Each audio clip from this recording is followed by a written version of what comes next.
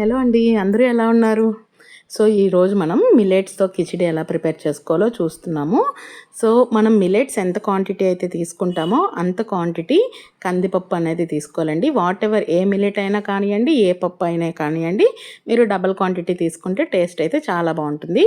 So పాన్లో oil వేసుకొని ఉల్లిపాయలు పచ్చిమిరపకాయలు వేసి, ఇందులో కారం వేయం కాబట్టి పచ్చిమిరపకాయలు కాస్త ఎక్కువగానే వేసాను.